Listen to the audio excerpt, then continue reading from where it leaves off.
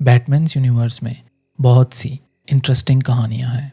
इस वीडियो में मैं सुनाऊंगा स्टोरी एक ऐसी ऑर्गेनाइजेशन की जिनके पास कुछ ऐसे साधन हैं जिनको यूज़ करके वो मरे हुए लोगों को ज़िंदा कर सकते हैं, किसी भी इंजरी को ठीक कर सकते हैं या फिर हमेशा यंग रह सकते हैं। ये सब कर पाने के कारण ये ऑर्गेनाइजेशन बहुत ही शक्तिशाली है। इस ऑर्गेनाइजेशन का नाम लीग ऑफ असैसिन है और इनके हेड का नाम रैस अल गुल। इस कहानी की शुरुआत आज से 600 साल पहले eastern part of north Africa में होती है। वहाँ पे एक छोटा सा राज्य था जिसमें एक सुल्तान राज किया करता था। रैस अल गुल सुल्तान के राज्य का रहने वाला एक आम आदमी था।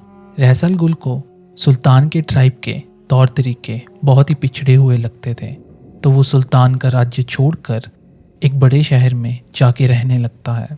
रैस अल गुल की सोच काफ़ी एनालिटिकल थी और वो हर चीज़ को क्वेश्चन किया करता था। शहर में रहकर वो काफ़ी समय तक लर्निंग थ्रू एक्सपेरिमेंटेशन पे फोकस करता है। मतलब वो चीज़ों पे एक्सपेरिमेंट रन करके उनके रिजल्ट से सीखा करता था। रैस अल गुल एक बार जब डेजर्ट में डिगिंग कर रहा था तो धरती में से एक हरे रंग का लिक्विड निकलता है। रैस अल गुल इस लिक्विड को स्टडी करता है और धीरे धीरे समझ जाता है कि ये लिक्विड किसी भी चोट को ठीक करने की ताकत रखता है। वो इस लिक्विड को नाम लेज़रस देता है। एक बार जब सुल्तान का बेटा बहुत बीमार पड़ जाता है तो वो रैस अल गुल से हेल्प मांगता है। रैस अल गुल अभी तक लेज़रस का यूज़ छोटी मोटी बीमारियों के लिए किया करता था। जब सुल्तान उससे मदद मांगता है तो उसको लगता है कि यही सही समय है लेज़रस की शक्ति जानने का। वो सुल्तान को लेज़रस के बारे में बताता है और उसकी मदद करने के लिए मान जाता है। रैस अल गुल सुल्तान के बेटे को लेज़रस से भरे हुए खड्डे में डुबा देता है। जब सुल्तान का बेटा बाहर आता है तो वो सब पे अटैक कर देता है। सुल्तान का बेटा इतने गुस्से में होता है कि ऐसा लगता है कि जैसे वो पागल हो चुका हो। इसी गुस्से में वो रैस अल गुल की वाइफ के सिर पे मारकर उसको जान से मार देता है। सुल्तान अपने बेटे के पागलपन का जिम्मेदार रैस अल गुल को ठहराता है। इस समय तक रैस अल गुल को पता ही नहीं था कि लेज़रस किसी को पागल भी बना सकता है। सुल्तान गुस्से में आके रैस अल गुल को कैद कर देता है। सुल्तान का बेटा कुछ घंटों बाद बेहोश हो जाता है और जब उसको होश आता है तो वो ठीक हो चुका होता है, पर सुल्तान फिर भी रैस अल गुल को कैद में ही रखता है। रैस अल गुल अपनी कैद में तड़प रहा होता है जब एक लड़का वहाँ से उसको छुड़ा कर ले जाता है। जब रैस अल गुल उसको पूछता है कि वो कौन है तो लड़का उसको बताता है कि कुछ समय पहले रैस अल गुल ने एक बूढ़ी औरत की जान बचाई थी और वो लड़का उस बूढ़ी औरत का ही बेटा है। रैस अल गुल उस लड़के को थैंक यू बोलता है और वहाँ से निकल जाता है। वो वहाँ से निकल के अपने अंकल के पास जाता है जो कि एक डेजर्ट ट्राइब का लीडर था। वो अपने अंकल से सुल्तान के अगेंस्ट हेल्प मांगता है और उसका अंकल उसकी हेल्प करने के लिए मान जाता है। रैस अल गुल अपने अंकल को बोलता है कि वो सही समय पर उनको एक सिग्नल भेजेगा और वो उस समय सुल्तान के राज्य पर हमला करते। रैस अल गुल जब शहर में पढ़ाई कर रहा था तो उसने एक थ्योरी बनाई थी बेस्ड ऑन हिज एक्सपेरिमेंट्स। वो इस थ्योरी का नाम जर्म थ्योरी ऑफ डिजीज देता है।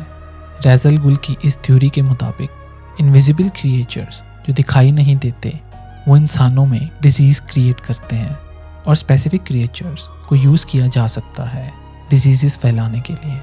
रैस अल गुल सुल्तान के बेटे को गिफ्ट्स भेजता है और उन गिफ्ट्स पे वो जर्म्स अटैच कर देता है।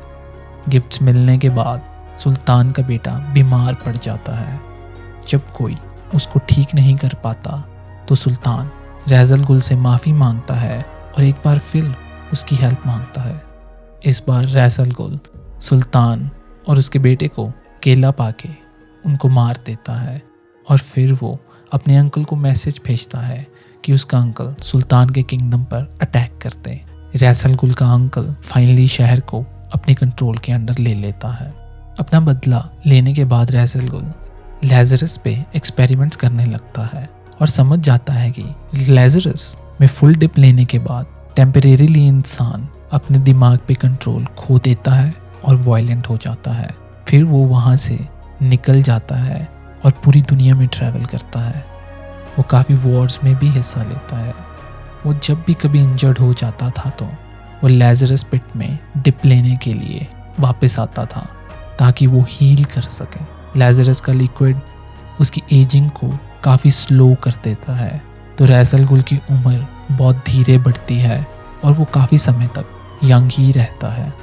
इसी रीज़न के कारण वो वॉर्स में काफ़ी सेंचुरीज तक हिस्सा ले पाता है और हर बार जब रैसल गुल लेज़रस में डिप लेता था तो वो और एग्रेसिव हो जाता था। तो जैसे समय बढ़ता गया रैसल गुल और एग्रेसिव होता गया। धीरे धीरे वो बहुत ही अच्छा वॉरियर बन जाता है और वॉरफेयर की काफ़ी टेक्निक सीख लेता है। क्योंकि रैसल गुल इतने समय तक जिंदा था तो उसके पास बहुत पैसा भी आ जाता है। इस समय तक रैसल गुल इतने वॉर्स लड़ चुका था कि उसको वॉर करने वाले लोगों से नफरत होने लगती है। उसको लगता है दुनिया वॉर स्टार्ट करने वाले लोगों के कारण ही बर्बाद है। वो अपने पैसे के दम पर असैसिन्स को हायर करता है और उनको ट्रेन करता है ऐसे लोगों को ख़त्म करने के लिए। वो एक ऑर्गेनाइजेशन बनाता है और उसका नाम लीग ऑफ असैसिन देता है। लीग ऑफ असैसिन्स ऐसे काफ़ी राजाओं को मारती है जो काफ़ी शक्तिशाली थे। जब भी लीग ऑफ असैसिन का कोई हाई रैंकिंग पर्सन लड़ाई में इंजर्ड हो जाता था तो रैसल गुल लेज़रस के यूज़ से उसको ठीक कर देता था। पर रैसल गुल कुछ समय बाद रियलाइज़ करता है कि जब भी वो किसी बुरे राजे को मार देता है तो कुछ समय बाद कोई और बुरा राजा उसकी जगह ले लेता है। तो जो पीस उसने क्रिएट की थी वो ज़्यादा समय तक टिक नहीं पाती। रैसल गुल का एग्रेशन लेज़रस के यूज़ से और उसका फेलियर बुराई को ना रोकने के लिए उसका गुस्सा और भी बढ़ा देता है। इस समय पर वो ठान लेता है कि उसको पूरी दुनिया के लोगों को ख़त्म करना होगा ताकि एक नई शुरुआत हो सके। तो यही सोच लेके वो बैटमैन की गॉथम सिटी में जाता है जहाँ पर उसका सामना बैटमैन से होता है। रैसल गुल और बैटमैन में बहुत से क्लैशेस होते हैं और ऑलमोस्ट हर बार बैटमैन उस पर भारी पड़ता है। रैसल गुल कई बार मारा भी जाता है पर लीग ऑफ असैसिन लेज़रस को यूज़ करके उसको फिर से जिंदा कर देते हैं। तो ये थी कहानी रैसल गुल की और वो कैसे लीग ऑफ असैसिन्स बनाता है। पर बैटमैन यूनिवर्स में एक और ऑर्गेनाइजेशन है जो कि असैसिन्स क्रिएट करती है और उन्हें वापस जिंदा भी कर सकती है और वो लेज़रस की जगह किसी और केमिकल का यूज़ करते हैं। आगे चल के लेज़रस और इस केमिकल के इस्तेमाल से सुपर असैसिन्स बनते हैं। कमेंट्स करो अगर आपको इस ऑर्गेनाइजेशन के बारे में भी एक वीडियो चाहिए तो।